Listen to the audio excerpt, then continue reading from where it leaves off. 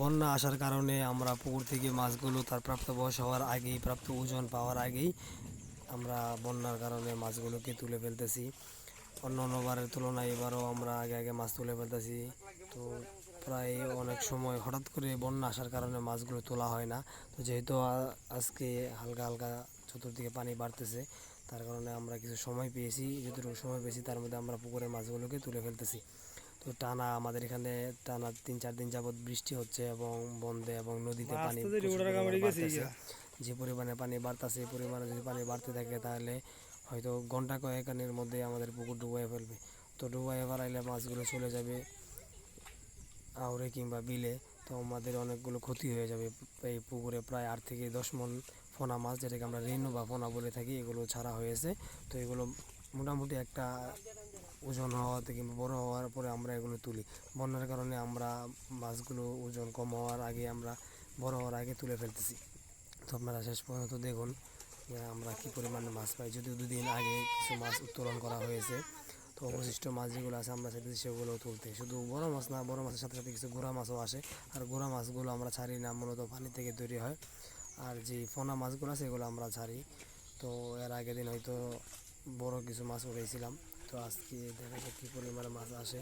বন্যার পানির কারণে মাছ পুকুরে রাখা যায় না, যদিও পুকুরের চারোদিক দিয়ে চারোপাশে নেটের বেড়া আছে। বন্যার পানি শুরুতে নেটের বেড়া থাকে না, পানি শুরুতে নেটের বেড়া ভাঙা নিয়ে যায়।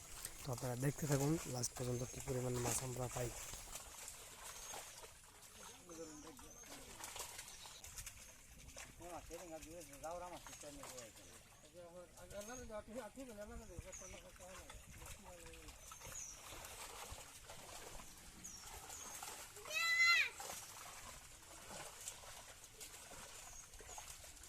গুড়া মাছ হয়েছে, মাছের ফোন আইডি গুড়া মাছ হয়েছে।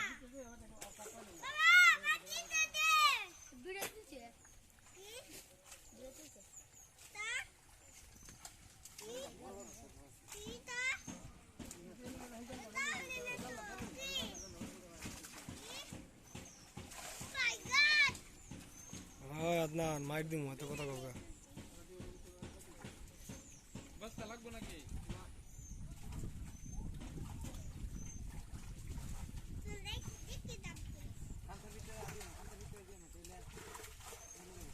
বুঝলি আছে বান্ধবনের? না একটা বুঝছিল হয়ে যায় বুঝতে দুইটা বান্ধিও।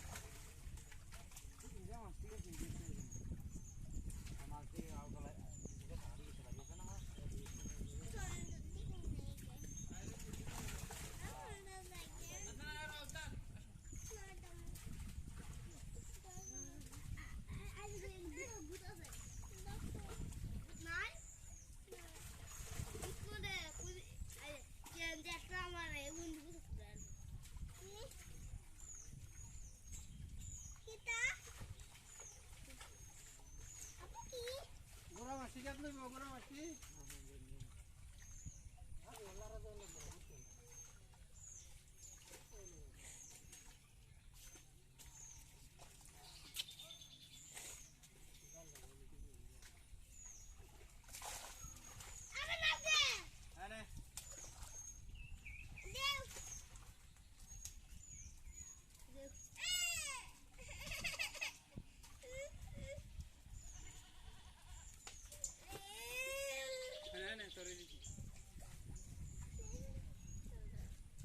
খাইছ না আমার বাড়িতে খাইবি না খাইছে